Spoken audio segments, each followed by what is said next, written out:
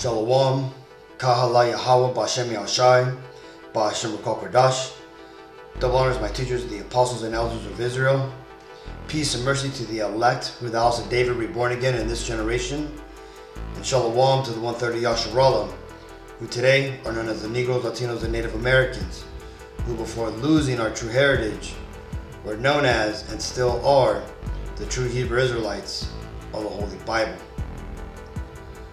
In today's lesson, we're going to break down the understanding of how victory has already been accomplished for us Israelites, and it's only a matter of time.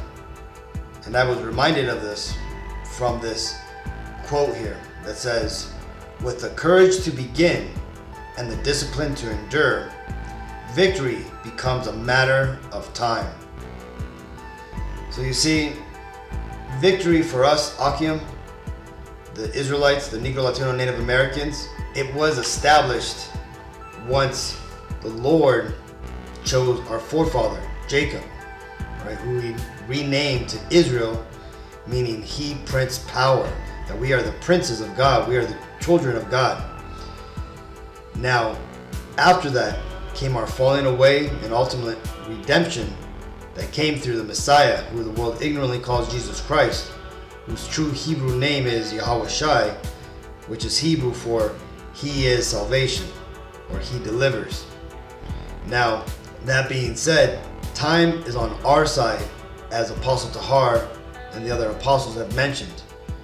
You see, though right now we're in captivity and we're on the bottom, this isn't forever. This is only temporary. This is Matthew 24:13. "But he that shall endure till the end, the same shall be saved." And that's the key, Akim. Right? We gotta stick to this, and we can't fall out. Right? If you're true about this, if you're serious and sincere about following the Lord and doing that which He's called us to do, then you're gonna stick in this truth, and you're gonna basically do what the Lord has told you to do. And what is that? Well, to keep the commandments to the best of our ability, seeing that we have grace on our side and we are not going to be punished for not performing the law perfectly. And second, to spread this truth, right? To spread the gospel, to teach our fellow Israelites and also any other heathens that want to know, right? Not that salvation is for the heathens, but what's coming to them, right? The Edomites need to know that their destruction is coming. The other nations need to know that they will have a place in the kingdom. That will be to serve us Israelites in the kingdom.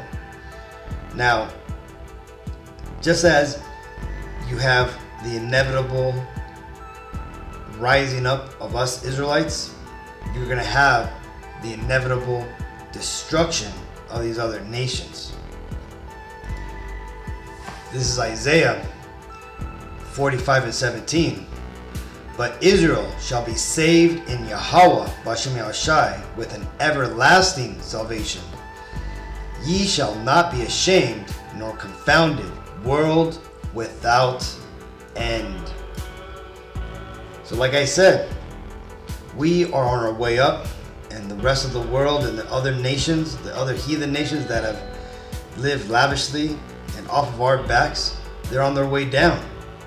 And that is what the Bible speaks of, right? That is the good news, the gospel, that the Israelites' captivity is coming to an end, and that the Lord will restore the kingdom onto us, meaning that when the Lord comes back in what is termed the second coming, He's going to take down all these other nations, and then He's going to rule over the world along with us, the Israelites, by His side.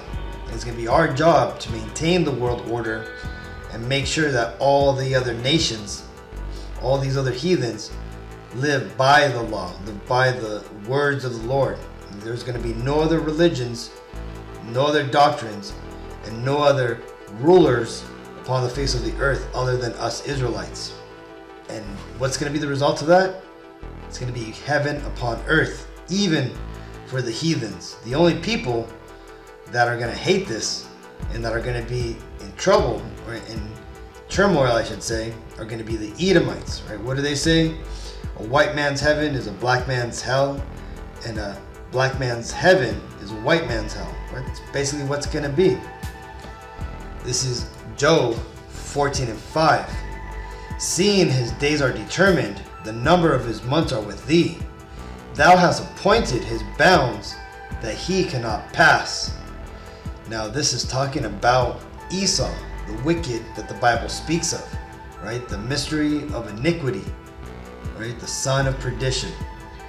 All the titles that the Bible uses to draw a picture of these Edomites points an eventual end to them, right? That they're going to ultimately rule in wickedness, they're going to destroy the earth, but that will ultimately all come to an end.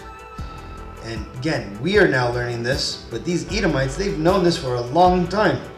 This is why Esau is doing the things that he's doing now, trying to save himself and trying to extend his kingdom, right? With microchipping everybody, messing around with CERN, the Large Hadron Collider, trying to go into other dimensions to escape his judgment. None of that's going to work, Esau. Your time is numbered. Like it tells you here, right? The Lord has appointed his bounds that he cannot pass. So again, it doesn't matter, what we do, what these Edomites do.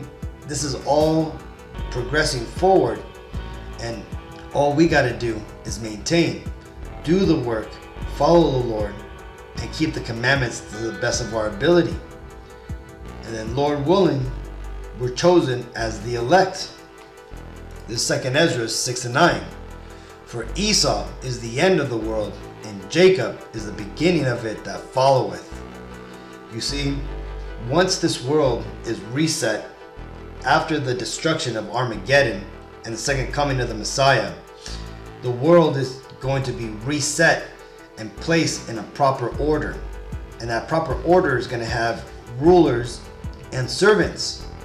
And this time around, the Israelites are going to be the rulers, along with the Messiah, Yahushua, and the other nations are going to be the servants, especially Esau. This is Jeremiah 38:11. For I am with thee, saith Yahweh Bashim Hashai, to save thee. Though I make a full end of all nations, whither I have scattered thee, yet will I not make a full end of thee, but I will correct thee in measure, and will not leave thee altogether unpunished.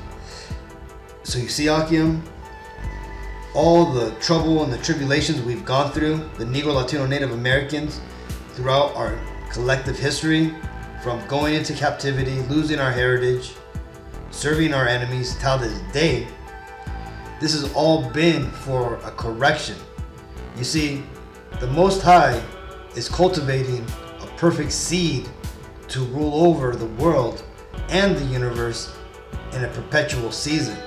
There's going to be no more ending, and the age of immortality is going to arrive, and we are going to be part of it. That's why, like it says, it is only a matter of time for victory to happen. This is 2 Ezra 7:42. He answered me and said, This present life is not the end, where much glory doth abide. Therefore have they prayed for the weak. But the day of doom shall be the end of this time, and the beginning of the immortality for to come, wherein corruption is past, intemperance is at an end, infidelity is cut off, righteousness is grown, and the truth is sprung up. Then shall no man be able to save him that is destroyed, nor to oppress him that hath gotten the victory. Victory becomes a matter of time. So you see that, Akim? We won. We have it. All we got to do now is just stand our ground and claim it.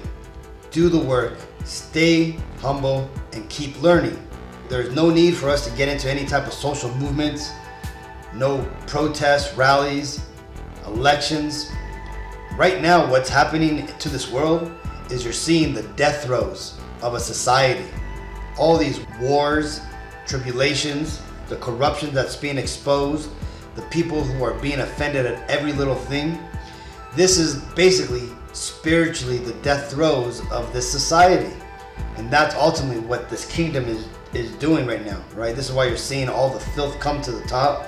You're seeing all these crazy inventions and devices that these devils are cooking up, right? The scripture itself says, why do the heathen rage and imagine a vain thing? See, these devils think that they could do something to upset prophecy, but we all know that that cannot be done, for it is already written within the time. And the Lord, He's not going to change His word, or else that would make Him a liar, and the Lord cannot lie. So hopefully this video was edifying, Akim. Hopefully you find some inspiration in this quote and understand that we got this. We just got to maintain. So until next time, I want to give all honor and glory and praises to Yahweh, Bashem Yahushai, Bashem Ruach Kodesh, Shalom.